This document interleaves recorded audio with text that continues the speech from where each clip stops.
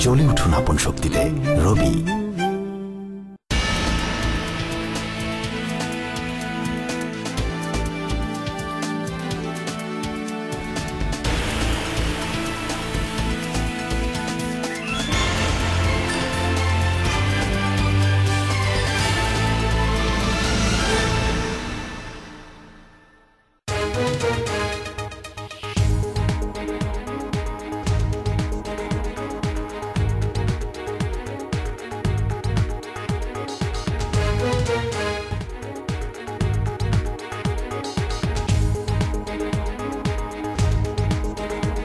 স্বাগত আজকের বাংলাদেশে। আপনাদের সাথে আছে আমি খালেদ মুহিউদ্দিন।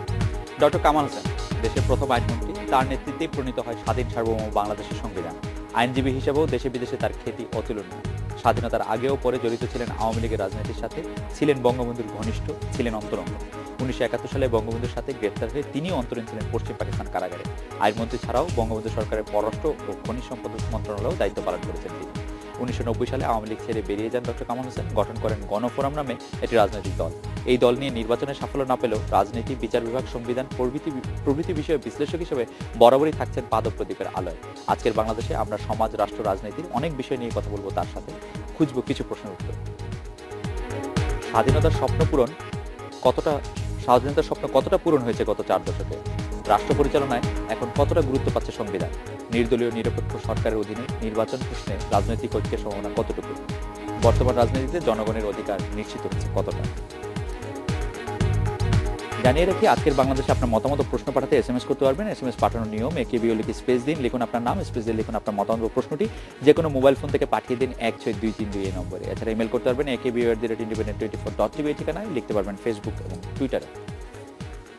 ডক্টর কামাল হোসেন, আজকে আমাদের স্টুডিওতে আপনাকে স্বাগত। আপনাকে অনেক ধন্যবাদ আজকে সময় করে আমাদের। অশেষ ধন্যবাদ আমাকে সুযোগ দেওয়ার জন্য। ধন্যবাদ আপনাকে।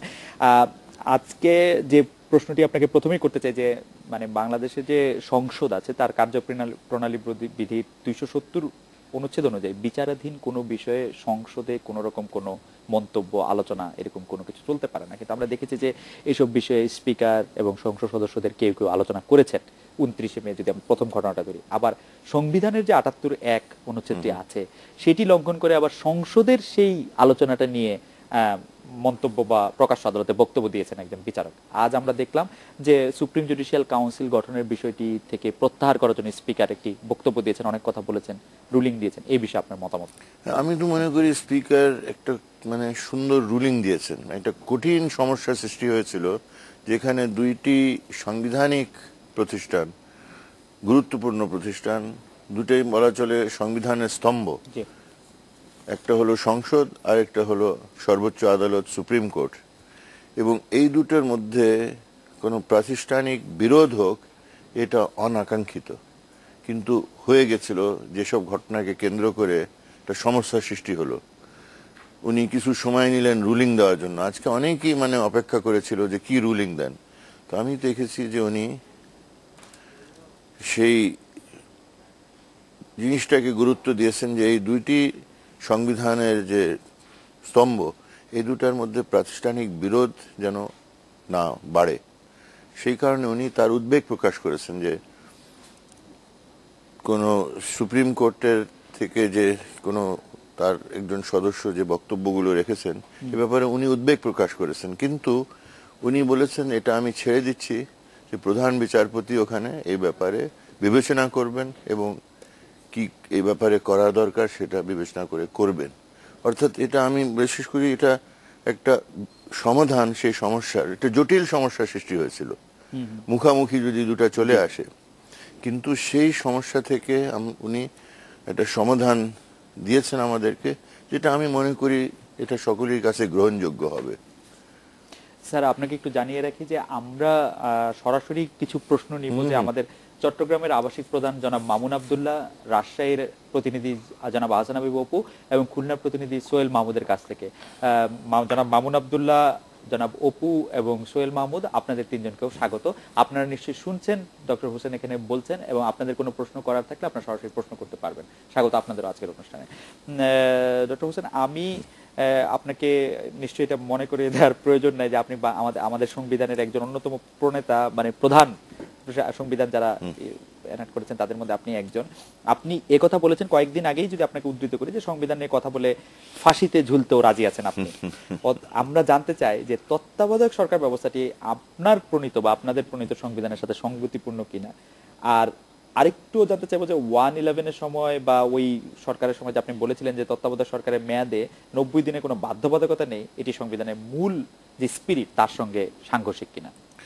না, প্রথমত এই ব্যাপারে আমি মানে সেই সর্বোচ্চ আদালতে যখন এই ব্যাপার নিয়ে শুনানি হয়, আমাকে একজন অ্যামিকাস কিউরিয়াই অর্থাৎ এই ব্যাপারে বক্তব্য রাখার সুযোগ দেওয়া হয়েছিল।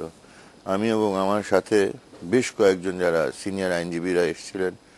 আমার তো মনে পড়ছে যে আমরা সবাই মোটামুটি একজন বাদে ঐক্যমতে বলেছিলাম যে এটা সংবিধানের সঙ্গে কোনো রকমের বিরোধ নাই এটা, এবং যে প্রেক্ষাপটে এটা 1996 সনে এই সংশোধনী করা হয়েছিল সেটা আমরা সবাই তুলে ধরলাম, এবং যে লক্ষ্যে এটা করা হয়েছিল সেটা আমরা তুলে ধরলাম। যে আমরা আমাদের তিক্ত অভিজ্ঞতা ছিল সেই 86 সনই বলেন, তার আগে তারপরে, যে যারা এই সরকার ক্ষমতায় থেকেছে তারা নিরপেক্ষতার পরিচয় দিতে পারে নাই, ফলে নির্বাচন বিতর্কিত হয়েছে।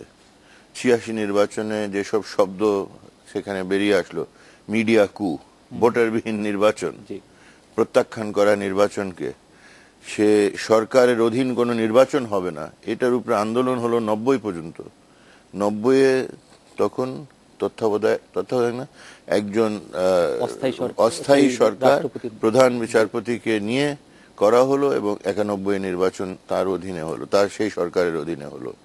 96-তে প্রথম যখন ইলেকশন হতে যায় নির্বাচিত সরকারের অধীনে, ফেব্রুয়ারি 86 সনে সেই রেজাল্টটা, সেই নির্বাচন সবাই প্রত্যাখ্যান করলো, সেই ফলাফল প্রত্যাখ্যিত হলো।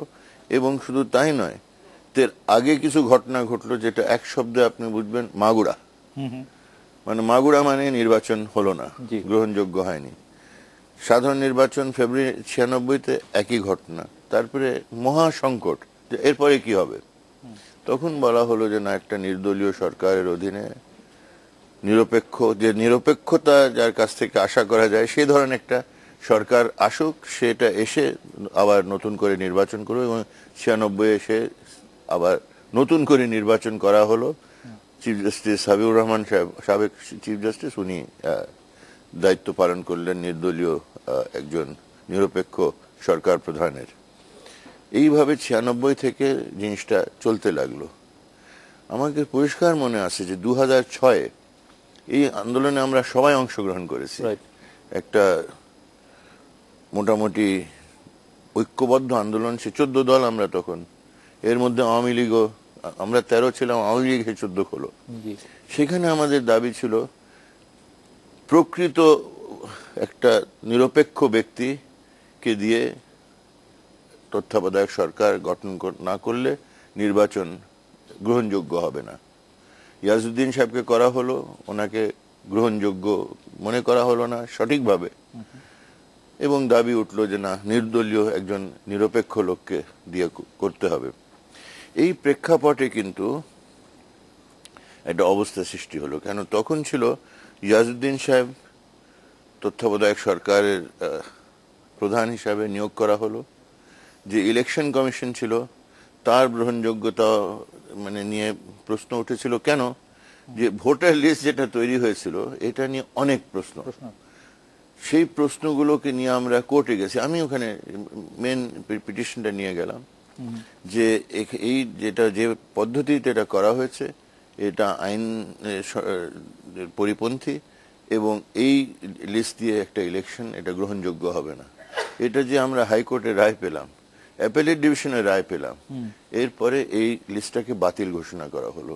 এবং যে ইলেকশন কমিশন করেছিল তার প্রধান ইলেকশন কমিশনারকে বলা হলো যে ইনি কোর্টের আদেশ অমান্য করে ভোটার লিস্ট করেছেন, অর্থাৎ ওনাকে অবমাননার অভিযোগে অভিযুক্ত করা হলো।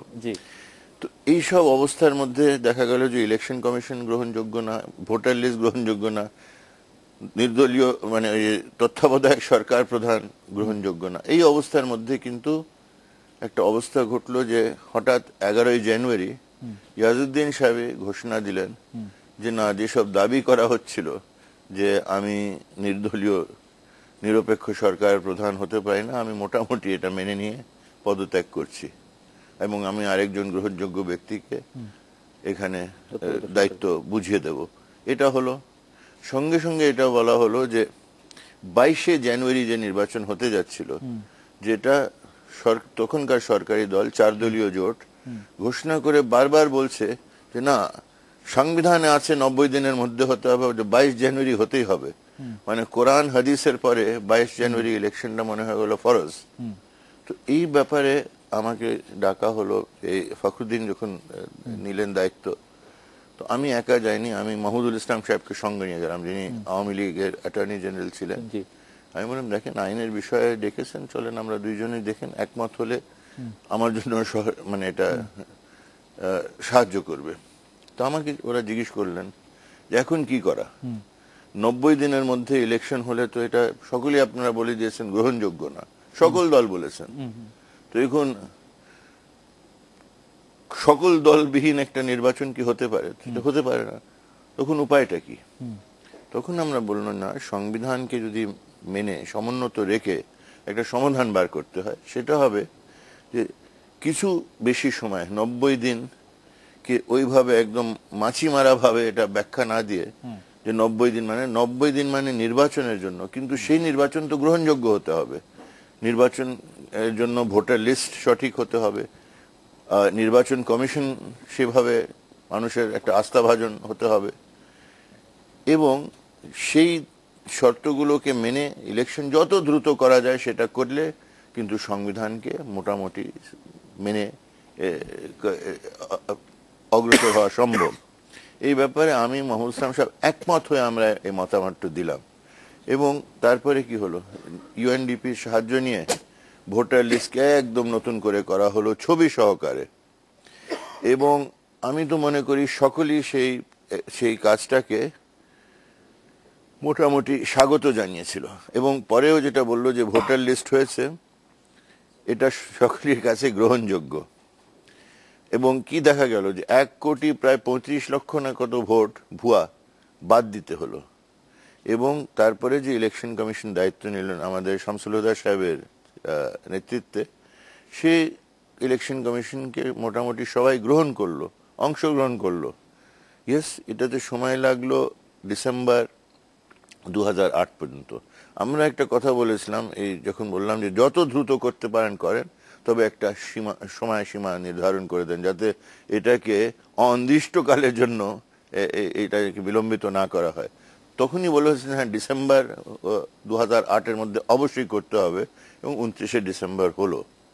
তো অর্থাৎ সেই কারণে আমি বলি যে আমি তখনও বলেছি যে আমরা দুইজনই একমত হয়ে এই ওপিনিয়ন দিচ্ছি, কিন্তু যদি কেউ টেস্ট করতে চায়, সুপ্রিম কোর্টে যে এটা টেস্ট করতে পারলে আমরা ওখানেও যে যুক্তি দেবো যে এই যুক্তিগুলো দিয়ে, এবং সাংবিধানিক আইনে বিভিন্ন জায়গায় যে একটা পরিস্থিতিকে মোকাবিলা করার জন্য যেটা প্রয়োজন সেটা করা যেতে পারে সংবিধানকে সমুন্নত রাখার জন্য।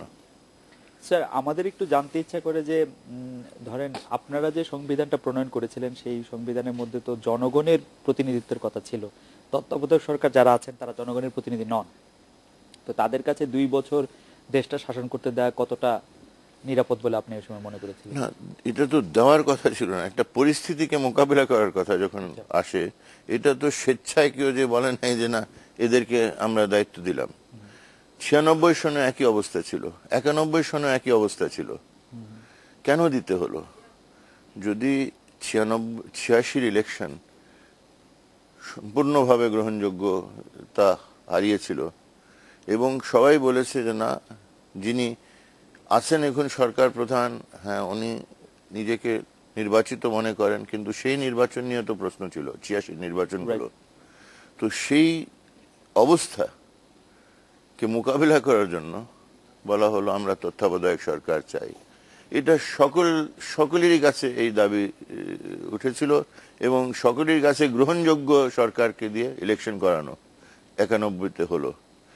এখন নির্বাচিত তখন ছিলেন যাকে সবাই মিলে সরালো, তো নির্বাচিত সেটা বলতে পারেন স্বঘোষিত নির্বাচন, কিন্তু নির্বাচন হয়েছিল। 86-তে নির্বাচন হয়ে উনি ইলেক্টেড হলেন। ওই কর্নেল ফারুক ওনার প্রতিদ্বন্দ্বী ছিল, এগুলো মনে রাখতে হবে। কেন কেন কেউ ওনার সঙ্গে প্রতিদ্বন্দ্বিতা করতে রাজি হয় না, ওই কর্নেল ফারুক ওনার প্রতিদ্বন্দ্বী ছিল, এগুলো মনে রাখতে হবে। কেন কেন কেউ ওনার সঙ্গে প্রতিদ্বন্দ্বিতা করতে রাজি হয় নাই। উনি বহু চেষ্টা করেছেন একটা প্রার্থী পেতে, কাউকে না পেয়ে উনি কর্নেল ফারুককে আমদানি করলেন দেশে। ওনাকে সব রকমের নিরাপত্তার ব্যবস্থা করলেন, রাষ্ট্রীয় মর্যাদা দিয়ে ওনাকে নিয়ে আসা হলো। এইগুলো জিনিস আমি কিছুটা আমাদের সম্পর্কে বলা হয় বাঙালির সব আল্লাহ তাআলা গুণ দিয়েছে, কিন্তু স্মরণ শক্তি খুবই দুর্বল। তো এখন উনি, যার কথা আমি বলছি, উনি কোন অবস্থানে আছেন, কার সহপাঠী হয়ে আছেন, আর যিনি কর্নেল ফারুককে দেশে এসে পুনর্বাসিত করার ব্যাপারে মুখ্য ভূমিকা রেখেছিলেন, এটা আমরা সবাই ভুলে গেছি। কিন্তু এটা আমরা আসলে আমাদের একটা খুবই আমাদেরকে বিস্মিতও করে যে এই জোটটার যে গঠন, সেই গঠনটা একটা দেখতে। স্যার, আমাদেরকে একজন দর্শক একটি প্রশ্ন করেছেন দুলাল, সেই প্রশ্নটি করার আগে আমি যে আমার রিসার্চ টিমের সাহায্যে যে প্রশ্নটি আপনাকে করতে চেয়েছিলাম, সেই প্রশ্নটি অনেকটা এরকম: একজন রাজনীতিবিদ হিসেবে আপনি নিজেকে কত নম্বর দিবেন? একজন রাজনীতিবিদ হিসেবে রাজনীতিতে আপনার আজকের যে অবস্থান, এতে আপনি সন্তুষ্ট কিনা রাজনীতি বিষয়ে? আর আমাদের দর্শক প্রশ্নটি করেছেন এটা প্রায় এটার কাছাকাছি: আপনার রাজনৈতিক দলটির মধ্যে গণতন্ত্র আছে কিনা? দুলাল ওনার নাম।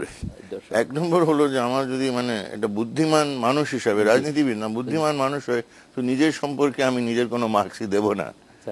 কেন বেশি দিলেও খারাপ, কম দিলেও খারাপ, অর্থাৎ এই বিচারটা করবে যাদেরকে বিচার করতে হয়। 2 নম্বর ছিল রাজনীতিতে আপনার আজকের অবস্থান আপনি সন্তুষ্ট কিনা? আজকের অবস্থানে আমি বলি যে আমি যেটা পথ ধরেছিলাম, যে বড় দল না, আমি উচিত কথা বলার যে আমার সুযোগ, যে একটা দায়িত্ব, যে আমার অসাধারণ সুযোগগুলো আমি পেয়েছিলাম জীবনে, যেটা আমি মনে করি খুবই আমি ভাগ্যবান। যে সেই স্বাধীনতা সংগ্রামের আগে থেকে 6 দফা আন্দোলন থেকে শুরু করে আগরতলা মামলার মধ্যে আমাদের যে আইনি লড়াইয়ের ভূমিকা, রাউন্ড টেবিল কনফারেন্সে সেই 6 দফার ভিত্তিতে আমাদের দাবিগুলো তুলে ধরার ব্যাপারে, তারপরে এসে 69-70-এর যে আন্দোলন, 70-এ আমি বঙ্গবন্ধুর চিফ ইলেকশন এজেন্ট হিসাবে, এটা অসাধারণ একটা পাওয়া, বুঝছেন না, যে হোল ঢাকা সিটিতে নির্বাচন পরিচালনা করার দায়িত্ব পেলাম এবং ওনার এজেন্ট হিসাবে। তো এটা একটা অসাধারণ অভিজ্ঞতা আমি বলি। কেন হাজার হাজার ছেলে মেয়েদেরকে নিয়ে 5 লাখ টাকা, টঙ্গী থেকে নারায়ণগঞ্জ পর্যন্ত ইলেকশন করার জন্য 5 লাখ টাকা, এটা বিশেষ করে আজকের দিনে এটা বলা দরকার। কেননা সেই ছিল নির্বাচন। আমি যখন ওবামার নির্বাচন আমাদেরকে আমেরিকান অ্যাম্বাসেডর দেখালো, দেখো কত ইয়াং ছেলে পেলেরা ওর জন্য কাজ করেছে, আমি বললাম এটা তো আমার মনে পড়ছে, একটা তো 54 নির্বাচন, কিন্তু 70 নির্বাচন আমি নিজে এসে পরিচালনা করেছি। হাজার হাজার ছেলেমেয়েরা আমরা ঘরে ঘরে ঘরে ঘরে গিয়ে 6 দফা ব্যাখ্যা করেছি, মানুষের সমর্থন চেয়েছি। এই সাম্প্রদায়িক যে রাজনীতি ছড়ানো হচ্ছিল, সেগুলোর ব্যাপারে আমরা মানুষকে বুঝিয়ে বলাতে মানুষের অসাধারণ আমরা একটা রায় পেলাম, হ্যাঁ, যেটা বাংলাদেশের স্বাধীনতার পথটাকে আরো পরিষ্কার করে দিল। তো সেটা আমি বলবো যে একটা অসাধারণ আমার সেই সুযোগ ছিল। তো আমি ভাবি নাই যে এই ইলেকশনের পরে আমি যখন এসে রেজাল্টগুলো দিই যে বঙ্গবন্ধু 2টা জায়গা থেকে নির্বাচিত হয়েছেন, বললেন হ্যাঁ তুমি এবার টঙ্গী তেজগাঁও সিট তুমি ওখানে আমার জায়গায় হবে। তো এটা তো আমি কোনোদিন ভাবি নাই। আপনার ইলেকশন এজেন্ট কাজ সম্পন্ন করেছি, এটাই পাওয়া অনেক। উনি বললেন না তুমি হবে, এবং তুমি এই ইলেকশনের যে সংবিধান প্রণয়নের কাজে তোমার হাউসে থেকে ভূমিকা রাখতে হবে। ঠিক আছে, সেটা হাউসে যখন আমরা সেই 9 মাস জেল থেকে বেরিয়ে এসে একসাথে ফিরলাম, প্রথম দিনই সে ওখানে উনি বললেন যে একটু ভালো কাপড় চোপড় পরে এসো এই আমাদের ওথ সেরেমনিতে। আমার ঠিক আছে, আমি দর্শক হিসাবে যাব। তারপরে যেতে যেতে বলেন না না তোমাকে আজকে ওথ নিতে হবে। আমিও তো এটার জন্য একদমই অপ্রস্তুত ছিলাম। তো আমি তো একজন বন্ধুর কাছে কিছু জামা কাপড় নিয়ে, কেন আমার জামা কাপড় যখন ছিল না, সেগুলো অন্য বন্ধুর জামা কাপড় পরে গেছি। ঠিক আছে, ওথ নাও, তুমি আইনমন্ত্রী এবং সংবিধান প্রণয়ন কমিটির চেয়ারম্যান। তো এইগুলো বলি না, এটা তো আমি বলি যে রেগুলার বাঙালির কাছ থেকে জামা কাপড় আপনার জন্য ধার নেওয়া তো একটু সহজ না। তখন কিন্তু আমি খুব চিকন ছিলাম, এটা আপনি ঠিকই বলেছেন। আমি জেলে কিন্তু 50 পাউন্ড হারিয়েছিলাম। তো অনেকেই দেখে বলছে ও আপনি তো কামাল হোসেন, আমরা আপনাকে চিনতেই পারলাম না। তো তো আসলে এই এই অবস্থায় থাকলে কাপড় পাওয়া খুবই দু একজন বাদে বাংলাদেশে নাই যার কাপড় আমি পরতে পারি। তো না, সেই বলি যে সেইগুলো অভিজ্ঞতা থেকে আমি অনেক অভিজ্ঞতা অর্জন করার সুযোগ পেয়েছি। তারপরে আপ টু 75 যে বিভিন্ন দায়িত্বে ছিলাম, দেশে যে রাজনীতির মধ্যে যেসব সমস্যাগুলোর সম্মুখীন আমরা হয়েছি, সেইগুলো অভিজ্ঞতা নিয়েই কিন্তু আমাকে 5 বছর নির্বাসনে থাকতে হয়। 15 আগস্টে আমি ছিলাম জার্মানিতে। শেখ হাসিনা সারাদিন আমার সাথে ছিলেন যে আমাকে ছেড়ে চলে যাবেন না। আমি বললাম না, কথা দিলাম। আমি ওখান থেকে লন্ডনে গেছি, আমার সেই অক্সফোর্ড বিশ্ববিদ্যালয়ে ওরা খোঁজ নিল যে তুমি বেঁচে আছো। স্যার আপনি কি মানে কোইন্সিডেন্টালি তখন জার্মানি ছিলেন নাকি? আমি ইউগোস্লাভিয়াতে ছিলাম রাষ্ট্রীয় সফরে। জি। কিন্তু ওখান থেকে আমি সোজা ছুটে গেছি বনে যখন এই হত্যাকাণ্ডের খবর পেলাম, কেন আমি জানতাম যে শেখ হাসিনা ওখানে আছেন। জি।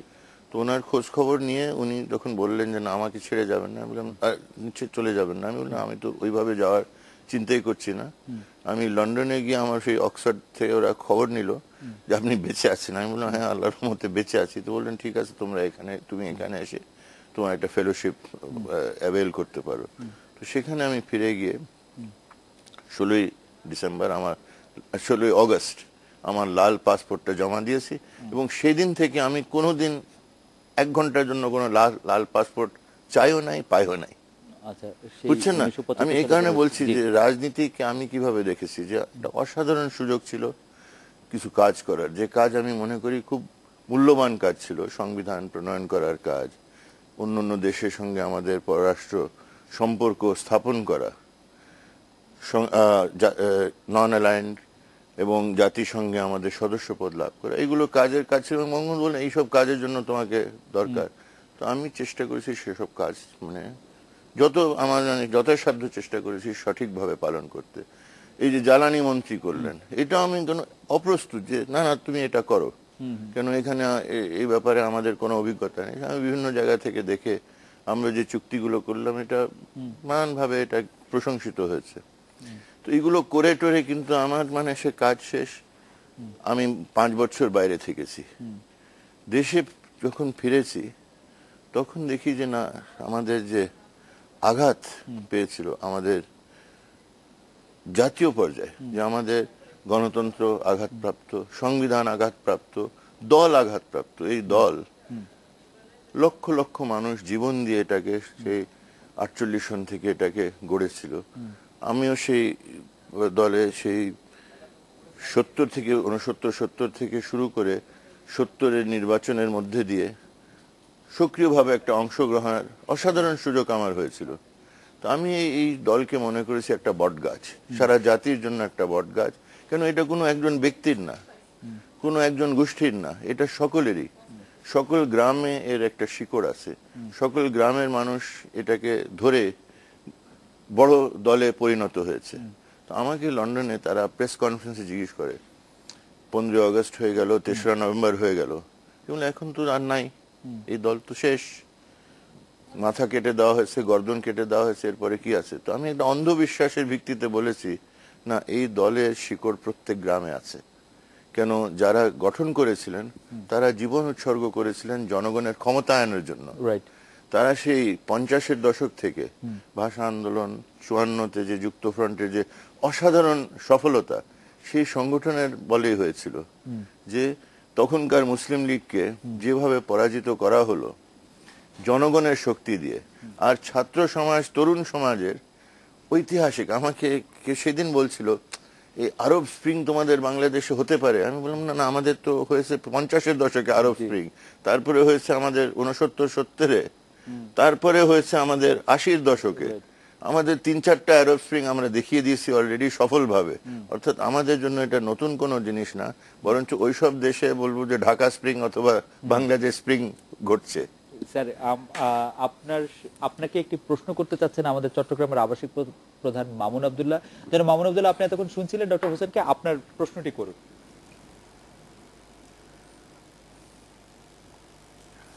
ধন্যবাদ খালেদ।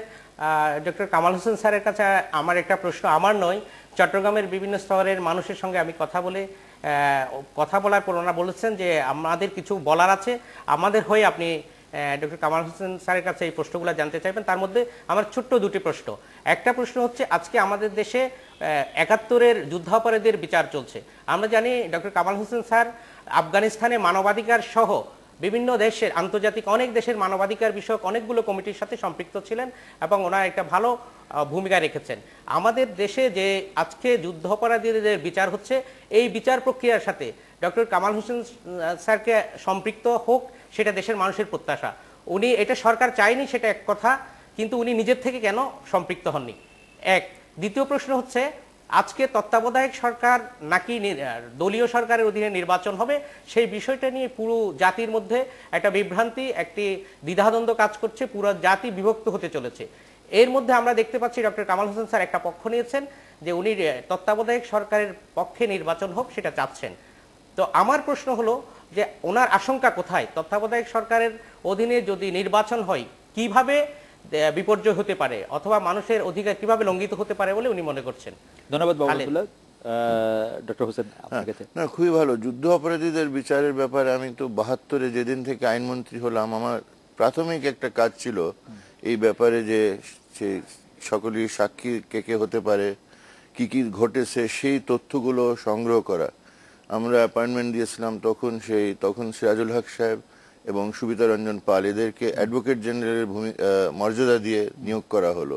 আমিনুল হক সাহেব, যে পরে অ্যাটর্নি জেনারেল হলেন, মুক্তিযোদ্ধা, ওনাকে সেই মূল এই জিনিসগুলোকে একত্র করে সাজিয়ে তৈরি করার দায়িত্ব দেওয়া হলো।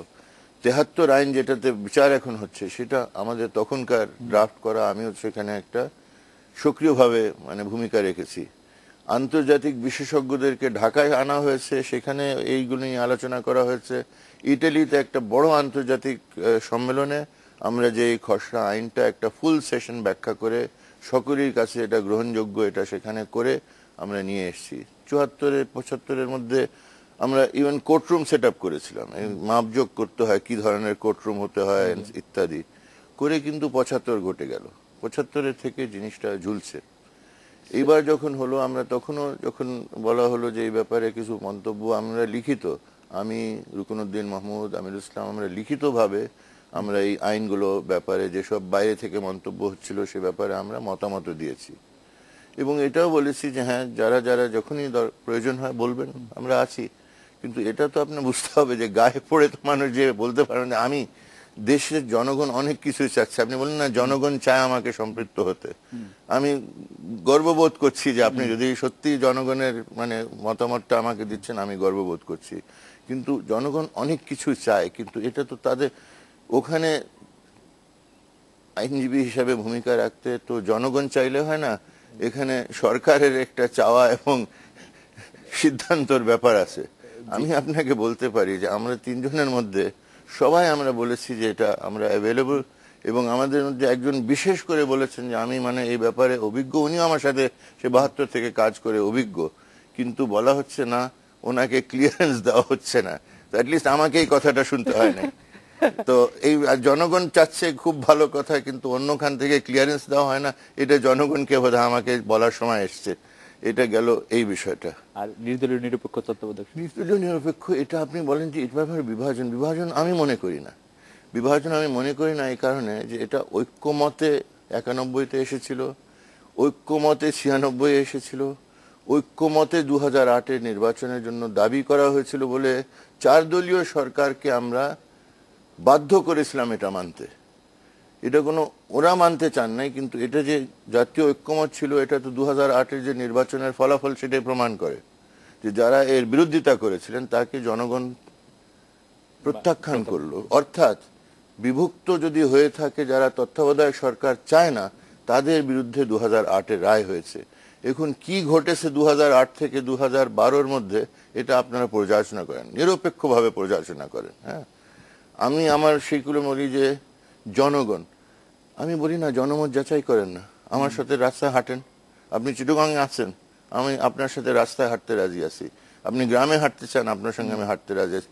কি অভিজ্ঞতা আমাদেরকে এইদিকে ঠেলেছে? আমরা কি দেখেছি যে দলীয় সরকার সেই ৭৫ থেকে যদি টানেন, ৭৫ থেকে ৭৯, ৮০ থেকে ৯১, যে সরকারগুলো ছিল সে দলীয় ঠিক বলা চলে না, তবু দল তো ছিল, বিভিন্ন দল ছিল, দলীয় সরকার, তাদের ভূমিকা সম্পর্কে কি হলো? যে হোল 80-র দশক আন্দোলনের মধ্যে কাটলো যে এই যে ধরনের সরকার আছে এর অধীনে নির্বাচন কোনোভাবেই গ্রহণযোগ্য না। 88-তে নির্বাচন, 86-তে প্রত্যাখ্যান হলো, প্রেসিডেন্সিয়াল ইলেকশনও কেউ গেল না। ফারুক সাহেবকে কর্নেল ফারুক, বঙ্গবন্ধুর হত্যাকারী, এর ছাড়া প্রেসিডেন্সিয়াল ইলেকশনও কেউ গেল না। ফারুক সাহেবকে কর্নেল ফারুক, বঙ্গবন্ধুর হত্যাকারী, এর ছাড়া অন্য কাউকে পাওয়া গেল না। তারপরে হলো 88-র নির্বাচন, সে নির্বাচন প্রত্যাখ্যান করা হলো সবাইয়ের কাছ থেকে। তত্ত্বাবধায়ক সরকারের দাবি হলো সেই নির্বাচন 91 সবাই অংশগ্রহণ করলেন। 95 একই ঘটনা ঘটলো, মাগুরা ঘটলো ফেব্রুয়ারি। তো এখন আপনার তো অভিজ্ঞ মানুষ, আপনাকে দেখেই মনে হচ্ছে যে আপনি অভিজ্ঞ, আপনি মানে অনেক কিছু দেখেছেন, অনেক কিছু বিচার করার সুযোগ পেয়েছেন। তো এইটা আমাকে কেন প্রশ্ন করছেন? আমি নিজে আপনার কাছে আমি প্রশ্ন করছি যে এইগুলো অভিজ্ঞতা যদি হয়ে থাকে তো দেশে ঐক্যমত্য এই ব্যাপারে আমরা বারবার দেখেছি, 2008 পর্যন্ত দেখেছি যে 2008-এর নির্বাচনকে আমি স্বাগত জানিয়েছি, আমি ভোট দিয়েছি এই 14 দলের পক্ষে, 14 দলের একজন হয়ে, অর্থাৎ সে তত্ত্বাবধায়ক সরকারের অধীনে হয়েছিল। তো ওই ব্যাপারে তো আজকে বিতর্ক কেন সৃষ্টি করা হবে যখন আমাদের অভিজ্ঞতা বলে যে দলীয় সরকারের যে ভূমিকা থাকে শুধু নির্বাচনের ব্যাপারে না, নিয়োগের ব্যাপারে। আজকে যে সকলের মধ্যে যে প্রশ্ন যে অনেকগুলো পদে যেখানে নিরপেক্ষভাবে নিয়োগ হওয়ার উচিত, যেমন পাবলিক সার্ভিস কমিশন, যেখানে ইলেকশন কমিশন, যেখানে বিচার বিভাগের বিচারপতিগুলো, সেখানেও যে পদ্ধতিতে হচ্ছে এটা নিয়ে আপনাকে জানা উচিত। নিশ্চয়ই আপনি জানেন একজন সচেতন নাগরিক হিসাবে, এবং সারা দেশের সচেতন নাগরিকের মধ্যে এই প্রশ্ন উঠেছে যে এইগুলো নিয়োগ একটা পদ্ধতি ধরে নিরপেক্ষভাবে হচ্ছে না কেন? এইসব জায়গায় নিরপেক্ষতা যদি নিশ্চিত না করা হয়, সংবিধান লঙ্ঘন করা হয়। বিচার বিভাগে যদি বিতর্কিত নিয়োগ হয়, অন্য পদে যদি এগুলো বিতর্কিত নিয়োগ হয়, তখন আসলে কিন্তু সংবিধানের যে আসল কথা যে আইন প্রয়োগ হবে নিরপেক্ষভাবে, বিচার হবে নিরপেক্ষভাবে, সেইগুলো নিয়ে প্রশ্ন যদি ওঠে তখন আপনার সাংবিধানিক শাসনকে হুমকির মুখে ঠেলে দেওয়া হয়। স্যার, আপনার কথা আরো একটু শুনবো, আমাদের একটা বিরতি নিতে হচ্ছে, বিরতির পর ফিরে এসে স্যারের সাথে আরো কথা বলবো।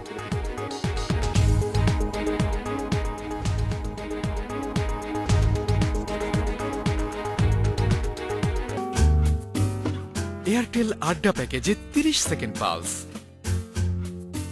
সাথে 60 পয়সা পার মিনিট অন্যান্য অপারেটরের এফএনএফ-এ। 48 টাকা রিচার্জ করে এই বর্ষায় বন্ধুর সাথে বৃষ্টি ভেজা আড্ডা চলুক সারাদিন।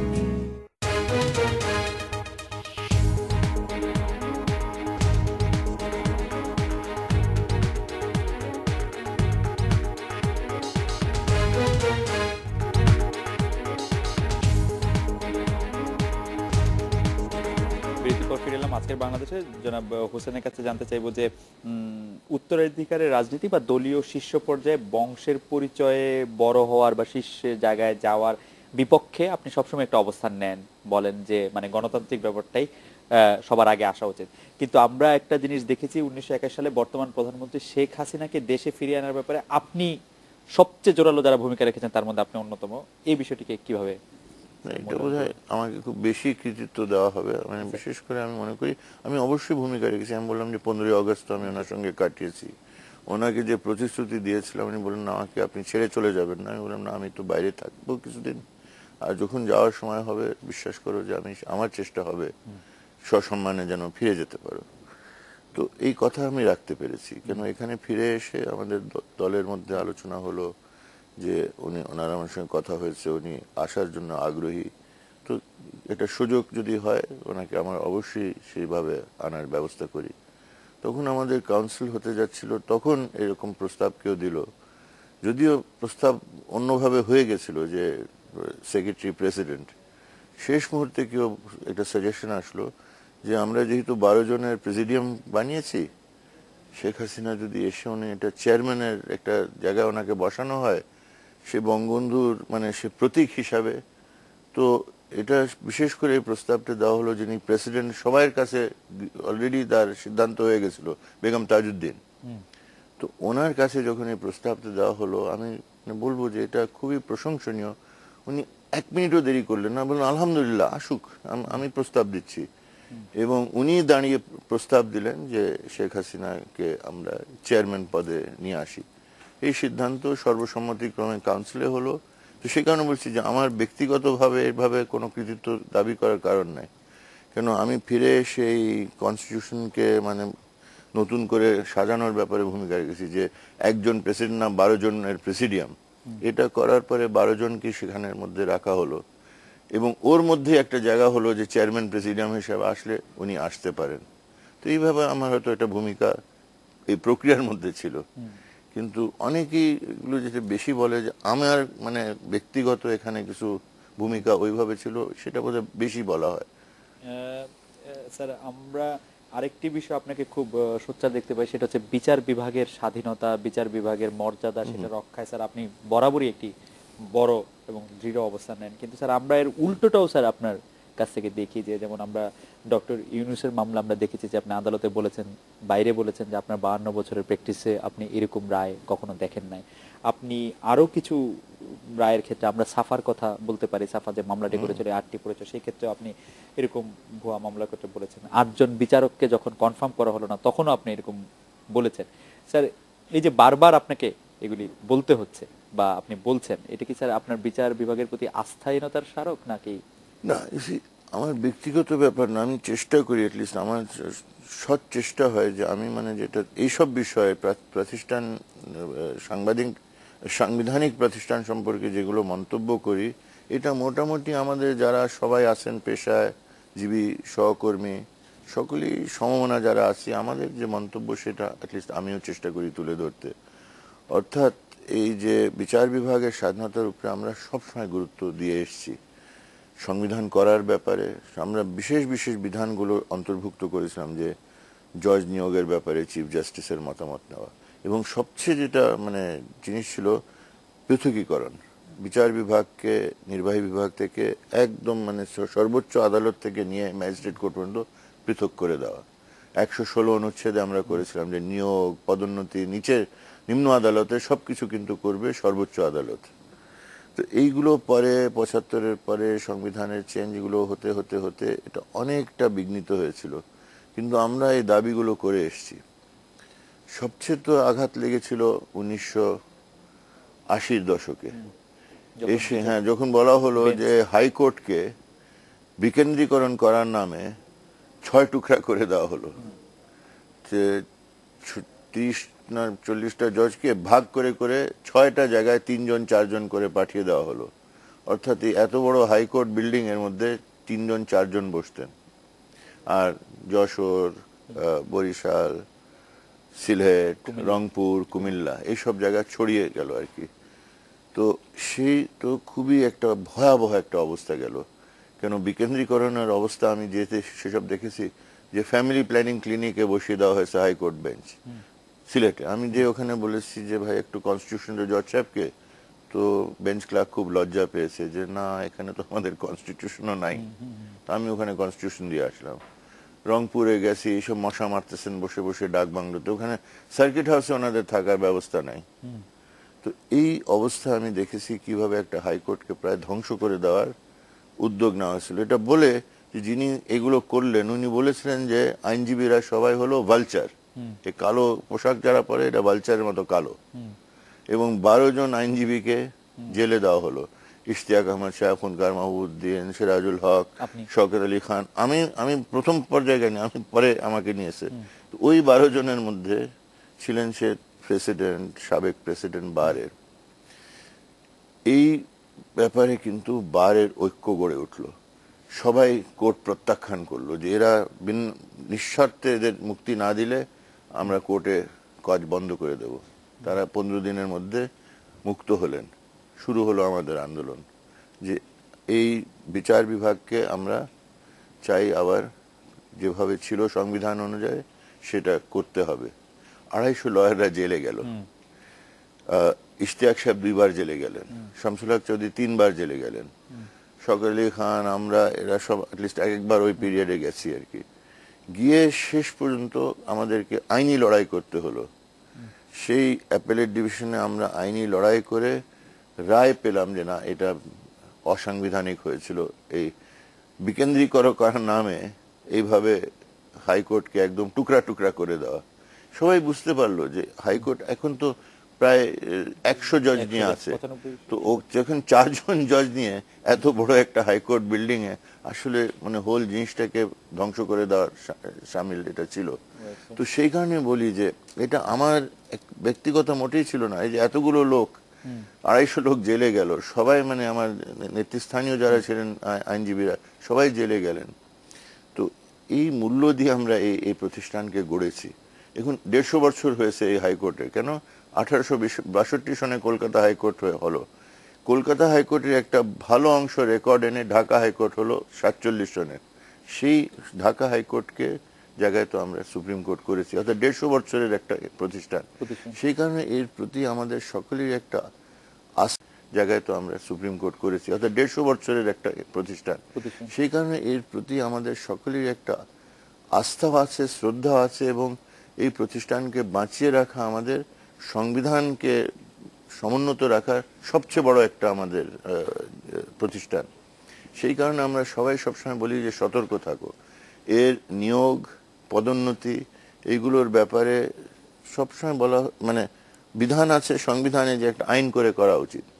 সেই বিধানের উপরে বিশেষ করে আমরা গুরুত্ব আরোপ করেছি কবে, যখন আওয়ামী লীগের নিযুক্ত প্রায় 14 জনকে বিএনপি বলল যে এদেরকে কনফার্ম করলাম না।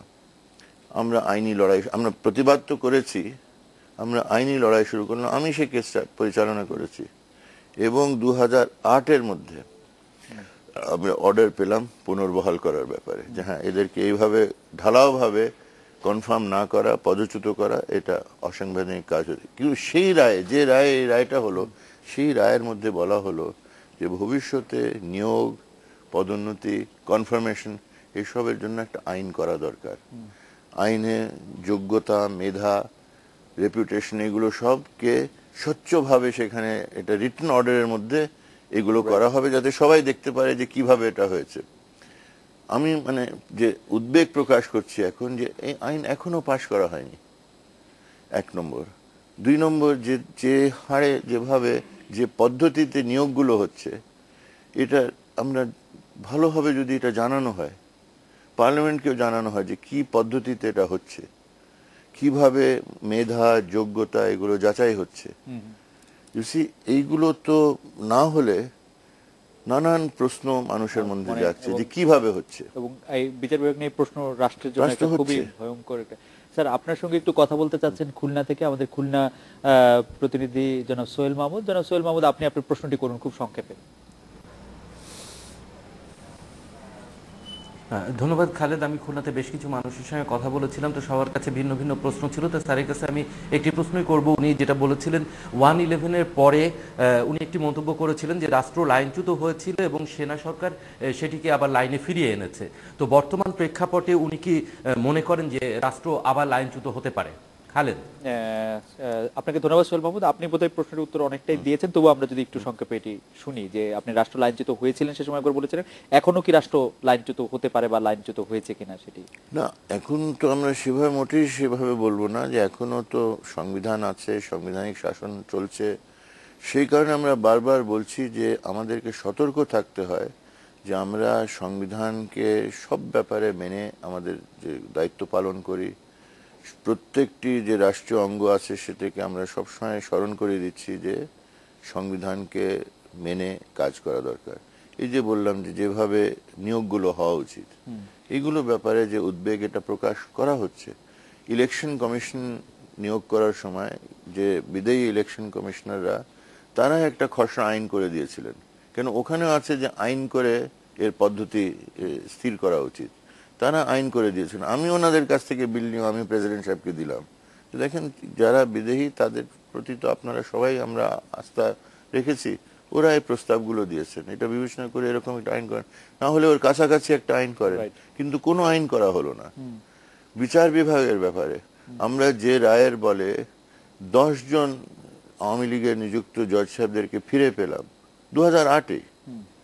তো ওই রায়ে লেখা আছে যে একটা আইন করে ভবিষ্যতে এটা করা, সেই আইনটাই 4 বছরে হয়নি, কিন্তু মানে একবারে 20-19 জন করে নিয়োগ হচ্ছে আর কি। স্যার, ওই হাইকোর্টের ক্ষমতার বিকেন্দ্রীকরণ প্রশ্নে আমাদের একজন দর্শক এই প্রশ্নটি করেছেন যে আর্মির কমান্ড পূর্ব এবং পশ্চিম দুই ভাগে ভাগ করার একটি আলোচনা আসছে, সেটি কি স্যার এটি খুব কার্যকর হবে কিনা? প্রথমত আমাদের এই ব্যাপারে এখনো কিছু জানা নাই আর কি। আর আমি মনে করি এই জাতীয় গুরুত্বপূর্ণ বিষয়গুলো নিয়ে হট করে কিছু জিনিস হোক, এটা কাউরই কাম্য না। পার্লামেন্ট আছে, আমি তো মনে করি যে পার্লামেন্টের কাছে প্রথমে এই জিনিসটা যাওয়া উচিত, কোন রকমের। শুধু ওইটা না, এই যে ঢাকা 2 ভাগ হলো, সেটাও আমি 4 মিনিট এটা হওয়া কোনোভাবে এটা মনে করি না যে এটা, এই যে আপনি বললেন যে এখন অসাংবিধানিক কাজ, আমি মনে করি 4 মিনিটে এই ঢাকা কর্পোরেশনকে ভাগ করা এটা কোনো রকমই ভালো। আর তারপরে অনির্বাচিত নির্বাচিত এটা যে নীতি, তো এখানে অনির্বাচিত লোককে দিয়ে তো কর্পোরেশনের উপরে দুটো, একটা না দুটো উপরে চাপিয়ে দেওয়া হলো এবং সমানে চলছে এটা এইভাবে। রাইট স্যার, আপনি 72-এর সংবিধানে ফিরে যাওয়ার পক্ষে মানে মত দিয়েছেন, চান আপনি 72-এর সংবিধানে ফিরে গেলাম। এখন এটির ক্ষেত্রে দুটি ছোট প্রশ্ন আছে যে 72 সংবিধানে বিচারকদের ইমপিচমেন্টের ব্যাপারটি আছে, আপনি এই বিষয়টি এই মুহূর্তে সমর্থন করেন কিনা? আর 2 নম্বর হচ্ছে যে না, এই বিষয়টি যদি একটু আগে একটু বলেন। না, আমি ব্যক্তিগত আমার যে এখন মত আছে আমি এটা সমর্থন করি না। আচ্ছা, কেননা আমরা দেখেছি যেভাবে যে মানে যে সংসদের আমরা মানে মাথায় ছিল যে সংসদ যেভাবে কাজ করবে, এখানে নানান কারণে, একটা তো হলো 70 অনুচ্ছেদকেও দায়ী করা হয় যে 70 অনুচ্ছেদ অনেকটা সংসদকে অকেজু করার ব্যাপারে অবদান রেখেছে। এই ব্যাপারে আমি কোনো মন্তব্য করতে চাই না। সাংসদের কাছে আমি প্রশ্ন রাখতে চাই যে আপনারা যদি মনে করেন যে আপনাদের যেটা ভূমিকা রাখার ব্যাপারে এটা কোনো অন্তরায় সৃষ্টি করছে, আপনাদের কাছে আমার বিনীত নিবেদন যে আপনারা উদ্যোগ নেন এটাকে সংশোধন করার জন্য।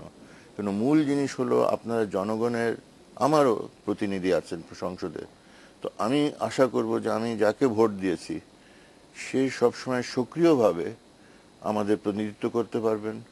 এই যে প্রশ্ন আমাকে করলেন, প্রথমে তো আমি চাই যে এই প্রশ্ন ওনাদের সামনে আসুক, ওনারা দাবি করুন। ওনাদেরকে যদি এইসব গুরুত্বপূর্ণ বিষয় দেওয়া হয় না, অনেকের কাছে, আপনার কাছে তো অনেককে আপনি ইন্টারভিউ করার সুযোগ পেয়েছেন, তারা বলেন না যে আমরা এইসব ব্যাপারে আসলে আলোচনা করার সুযোগ পাইনি অথবা সময় পাইনি। তো আপনি নিশ্চয়ই ওনাদেরকে বলতে পারেন, কিন্তু মানুষ তো এটা আশা করে আপনাদের কাছে যে আপনারা সবাইয়ের হয়ে এইগুলোকে নিয়ে গভীরে পর্যালোচনা করবেন, বিবেচনা করবেন, মূল্যায়ন করে মানুষের সামনে তুলে ধরবেন, ভালো মন্দ, তারপরে সিদ্ধান্ত হবে যেটা সব দিক বিবেচনা করে হলো। এটা হচ্ছে না, এটা কোনো বিষয়ই হচ্ছে না। স্যার, আমাদের মানে আজকে আপনার সঙ্গে আরো অনেক বিষয় নিয়ে কথা বলতে পারলে খুব ভালো লাগতো। আজকে স্যার অনেকগুলি গুরুত্বপূর্ণ বিষয় আপনি আলোচনা করেছেন, আপনাকে সত্যিই আন্তরিক ধন্যবাদ। এই ছিল আজকের বাংলাদেশে, দেখা হবে আগামীকাল এই সময়। শুভরাত্রি।